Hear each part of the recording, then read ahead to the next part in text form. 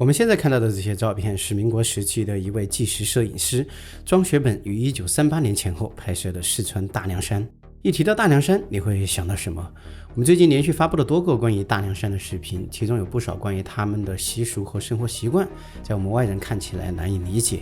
或许你也曾听过他们是从奴隶社会跨越到了现在的社会主义。也有观众在评论区提问，他们现在还会抓娃子吗？或许你也和我一样疑惑，他们以前的生活到底是怎样的？抓娃子又是什么意思呢？根据公开资料，大凉山是1956年才彻底废弃奴隶制度，他们进入现代化的时间确实不长，但也不是我国最后一个废除奴隶制的地方。最后一个废除奴隶制的地方是西藏，时间要到1959年。但是对比今天的西藏和大凉山，你会发现两地人民的生活已经有了很大的差距。一方面，除了西藏的自然禀赋更好，另一方面就是大凉山的奴隶制度比西藏的封建农奴制度还要古老和落后。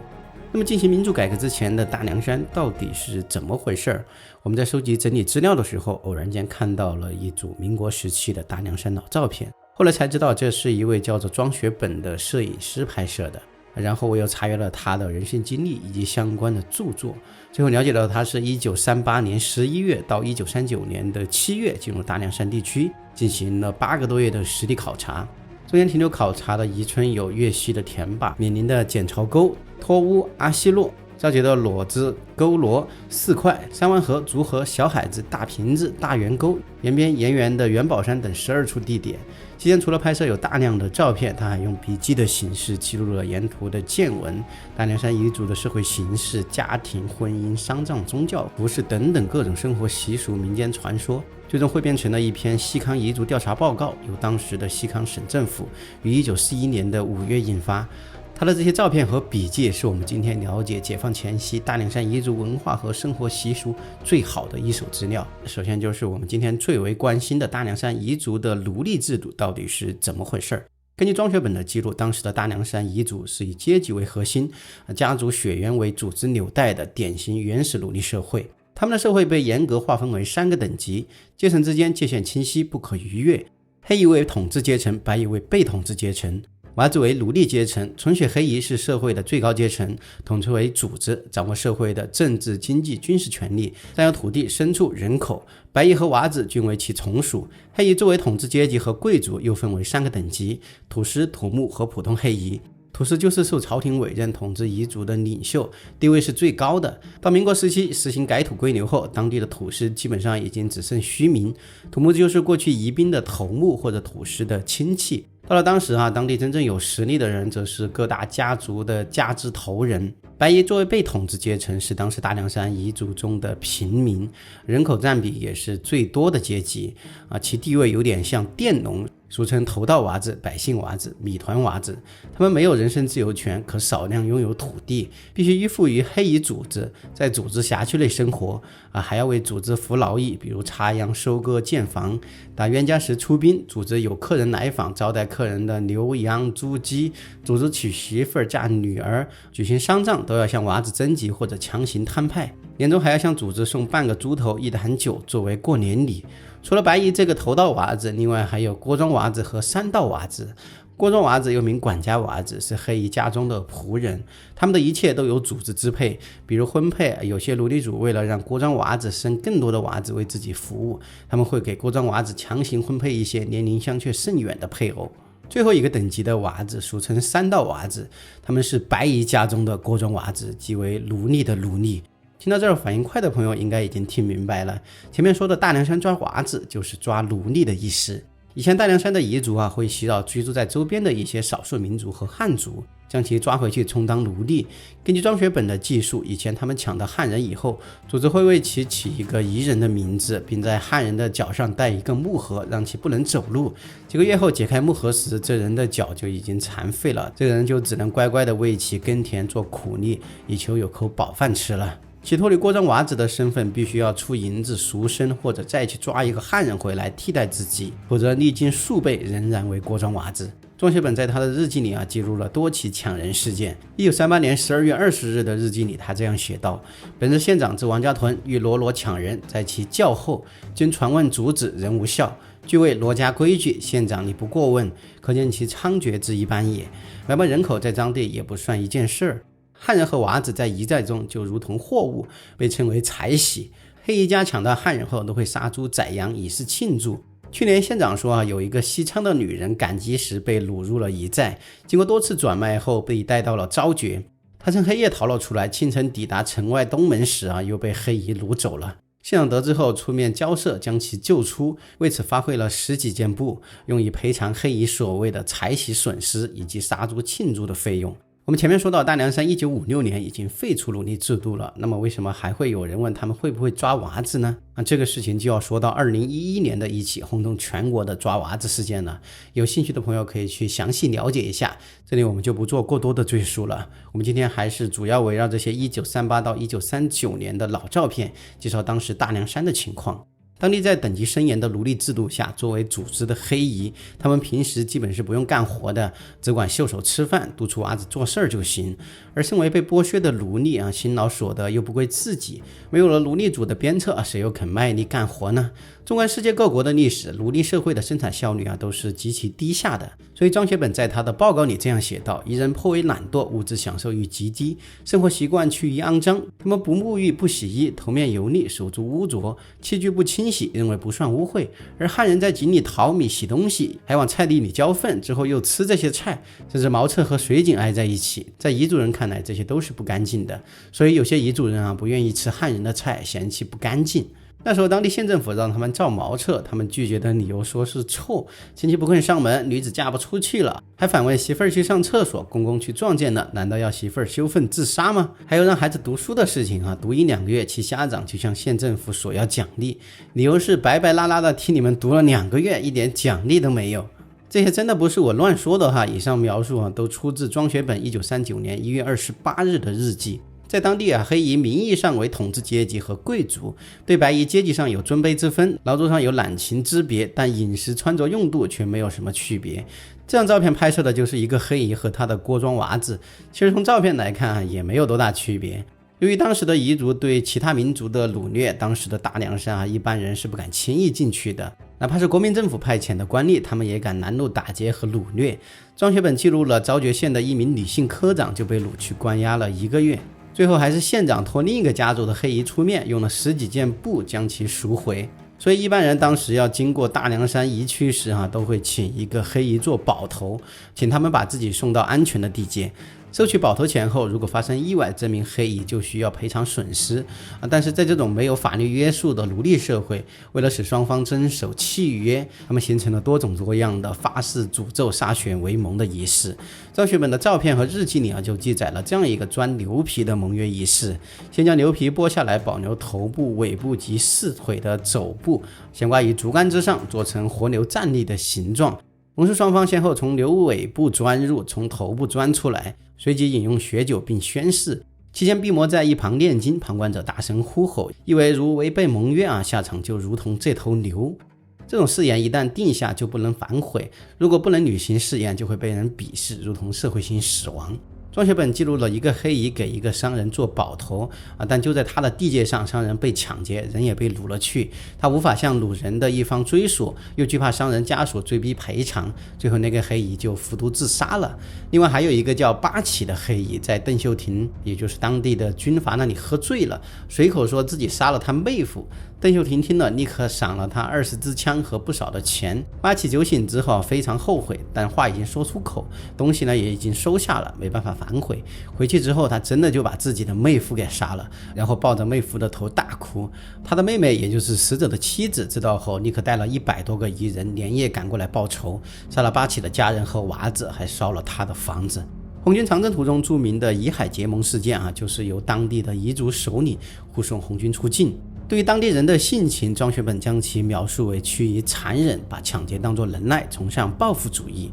因此当时的大凉山地区各大家族之间经常发生打冤家的械斗，有时候可能是为了争抢土地，有时候可能是为了争抢娃子有时候又可能仅仅是因为几句口舌之争，两大家族甚至是同族之间也会结为冤家，世代为仇，可以说是经常发生大规模的打冤家械斗。这时候家族里的男人们，无论是黑姨、白姨还是娃子，都会全体出动。一旦打输失败的一方，男人会被杀掉，女人和孩子则会沦为对方的奴隶。他们一般不杀女人，认为这是弱者的表现，所以他们一旦发生打冤家的冲突，双方人马相持不下时，就会找一个跟双方家族都有亲戚关系的黑姨女人盛装出面进行和谈。因为大凉山的黑姨和白姨是不通婚的，他们只在黑姨的各大家族之间通婚，因此他们的各大家族之间往往都还有姻亲关系，这种关系被称为亲家。因为这时候出面和谈的女人跟双方家族都有亲戚关系嘛，如果和谈失败，这个女人就会当场羞愧自缢，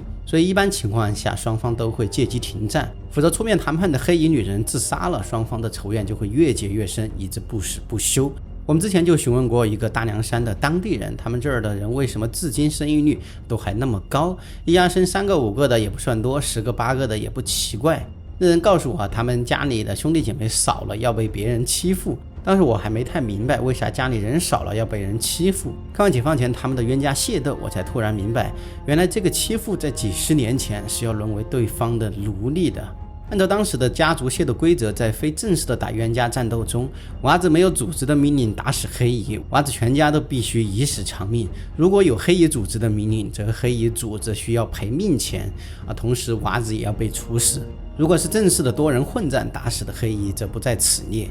只是将来一合时，黑姨要以黑姨的命相抵，白姨以白姨相抵，甚至是几辈以前的恩怨，也有人提出来要赔偿。所以当地的冤家也是越结越深。以前有人出面调解，基本上都会停战，后来就不怎么行了。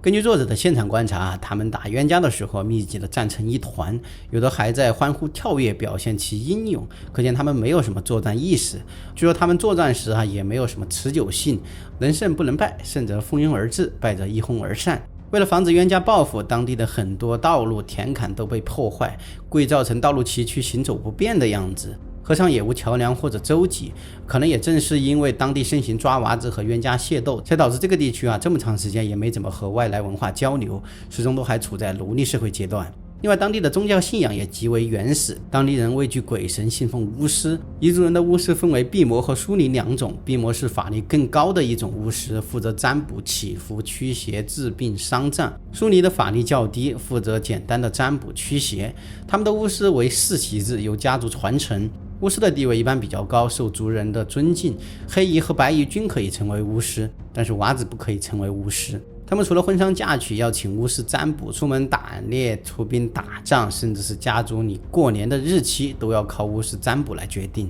因此就发展出各种各样的占卜仪式，比如打木刻、打鸡、打狗、打猪、打羊、打牛、看鸡骨、烧羊肘、扭羊角，还有我们前面的视频拍摄过的鸡蛋卜等等等等。此外，当地人还非常看重诅咒，除了结盟时要用到发誓诅咒，还有被杀、姑娘被拐逃、嫁后彩礼不偿付、人物被抢劫、己方势单力薄无力前往打冤家时，他们都会用到诅咒。有关全族的事情，大家还会一起诅咒。诅咒时每户出1只鸡或者1牛1羊1狗及其数十或者数百头牲口，请毕摩多人诵经，以猴子或者赖死人及羊死马之腿骨砸毛人若干，指明咒骂，同时跑马打枪砸神幡做法事，以此腿骨悄悄藏于仇人家中或者墙外，如不能靠近仇人，则以之埋于仇人的田中，仇人误经此地或者失其农产及得病死亡。比方如果知道此事，他们也会请疏尼做法，到处寻找，前者吃木叉，后者击鼓。据说有法力者能看见埋藏之处有阴火，把诅咒之物去除则法破，被诅咒的人就没事了。有时候他们判断一个人有没有偷东西也用诅咒，或者让嫌疑人端着烧红的泥华走9步，或者在沸水中摸鸡蛋，嫌疑人手被灼伤或者烫伤就算有罪。根据庄学本记录的当时的彝人患病时甚至还不知道使用医药，也是请毕摩或者疏尼驱鬼。穷人家宰鸡，富裕人家杀牛杀羊。病重时法事需要做3天，第1夜劝鬼，第2夜咒鬼，第3日送鬼。患者先以鸡诅咒，无效则用羊，最后用牛。牛诅咒仍然无效，则认为人力已尽，只能听天由命了。当时的黑姨死后不行土葬，他们认为如果埋了的话，会有蛇钻进坟墓，子孙会生赖子，所以他们一般都举行火葬。送葬者如子女众多，还要人人盛装，先举行跑马，后才举行火葬。火葬前，亲属围坐痛哭，但举火后就不哭了。他们认为哭声会惊扰逝者的灵魂。根据庄学本的日记记录当时的大凉山彝族上葬仪式，有的人家杀生就已经多达200多头了。这些牲口除了被前来吊唁的宾客吃掉一部分外，每位宾客也还能分得一块肉和一块桥饼。另外，在黑彝的丧葬仪式时，还会选一名替死鬼，也就是一名佤子，手持马缰配长刀站立门前。这名佤子就是死者的马夫。据说这类佤子3年内必定会死掉。在婚姻方面，当地人普遍早婚，男子在12至17岁结婚，女子以13岁、15岁、17岁为最多数。因为14、16岁的女子被认为行年不利。作者统计了65户人家，有12岁以上遗童的47个，结婚的已有27个，中间有2个尚未满12岁。这张照片拍摄的就是当时年轻的彝族新婚夫妇。他们的婚姻流程也先是男方家向女方家送彩礼定亲。当时的上等家庭一般为2到300两银子，中等家庭100-200两，下等50-60到70-80两。这笔钱在当时也算是一笔巨款了，也算是那时候的天价彩礼了。但是其中只有一小部分为现银，其他的可以用牛羊、枪支甚至是火炮抵算。这个女人嫁到这个家族后，就算这个家族的人了，哪怕是她的丈夫死后，也不得私自婚配，要改嫁要经过家族同意，赔偿彩礼后才行。所以当时一般的丈夫死后，这名女子会被家族过继给死者的同辈兄弟，甚至是一些长辈或者晚辈。罗勒沟有一个叫马伊里的人他的媳妇儿原来就是他儿子的媳妇儿。在迎亲时，男方先去到女方家住一晚，第二天女方将迎亲的人泼水赶出门外，以为嫁出去的女儿泼出去的水。从我们前面列举的那个把妹夫杀了，妹妹亲自带着夫家的人上门找哥哥报仇杀其全家的案例来看，当地人还真是嫁出去的女儿犹如泼出去的水，也不过啥兄妹之情了。不过在出嫁时新娘一般还是由她的兄弟背出门外送至中途，期间迎亲的人和送亲的人每走一段距离就会停下来饮酒摔跤，最后迎亲的人再将新娘抢走，送亲的人为了表示反抗，还会与迎亲的人对峙，有时候甚至会相持数个小时。新娘被抢走后，女方亲属还会边丢泥巴边谩骂讥讽，据说这是他们的一种古老的抢亲习俗。当新娘来到南方后，一般不会立刻安排进门，而是被安排到一个临时搭建的竹筏之下，然后用毡袄蒙着不见人，竹筏上还会挂一个打竹用来占卜的苦胆。新娘到后，赴宴的人就开始吃宴席。我们从这些照片中可以看出当时的彝族人吃宴席就是席地而坐，坐在地上吃的。作者还记录了他听到的一个彝族人说，当地的小孩因为坐惯了地上，到汉人家中坐凳子反而会跌倒。不光如此他们家里一般呢也都没有床，大多是以火塘为中心席地而睡，有的家庭好一点的会睡在竹筏上。他们平常穿的柴瓦，白天是披风，晚上是被子，雨天是雨衣，冬天就是棉袄。所以我们从这些照片中看到，当时几乎人人都穿着这种披风。吃完欢宴后，他们还要杀一只鸡煮汤，再煮一锅新饭。新娘象征性的吃几口后，把自己带来的糍粑和这些汤和饭分给儿童吃，吃完再看鸡骨头是否吉利。总之他们当时的婚礼仪式也是相当复杂和花费不菲的，难怪现在当地的这种风俗也没有多大改变。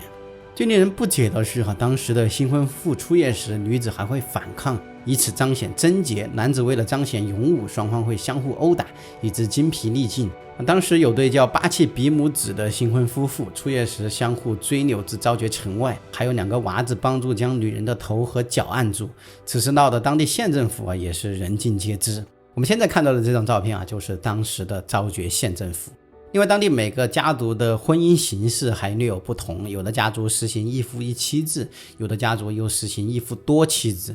除此之外，庄学本的日记里还记载了一个当地的奇特风俗，也就是女子以人前放屁为耻，认为这是莫大的耻辱。性格刚烈的女子往往还会因此自寻短见，为了一个屁自杀，这个风俗我真的是前所未闻。当时的大凉山彝族无论男女就已经非常喜欢抽烟喝酒了。这组照片就是他们喝扎酒的情形。这是一种由青稞小麦或者玉米发酵酿制而成的酒，饮用时用竹竿插入坛中轮流扎饮。他们常常还以喝醉为荣，喝醉后就摔跤闹事儿，装疯卖傻。很多彝族妇人也吸食烟叶，有些黑彝妇女的烟枪长达数米，抽烟时还要有人在前面帮她拿着，以彰显其贵族身份。离开昭觉前，庄学本打开留声机播放音乐，一群彝族人挤满了屋子，门口密不通风。一个从未见过这种洋戏的老妇人，每播放一段就赞叹不已有的彝族人甚至愿意每人出一个鸡蛋来再听一次。足以说明，在这种封闭的奴隶社会外壳下，普通彝人同样渴望外界的新鲜事物。后来他再去到彝族村落都会用留声机打开与他们之间的距离，最终获得拍摄许可。庄学本在其报告的最后写道，彝族有着很多的优点，所以数千年来他们还能保持独立状态，又因为他们的劣点太多，所以至今固步自封，还会拖一个落后民族的形骸。如果能消灭其劣点，则不久的将来定能成为我国西南的一个优秀民族。这则来自1939年的预言再次印证了一个民族要想适应社会发展，必须始终保持高度开放，吸收先进经验，摒弃落后思想，否则哪怕过上几千年，也只能过着茹毛饮血的日子。好了，本期视频就到这里了，喜欢我们的视频欢迎点赞、收藏、转发、分享，订阅我们的视频频道，我们下期视频再见。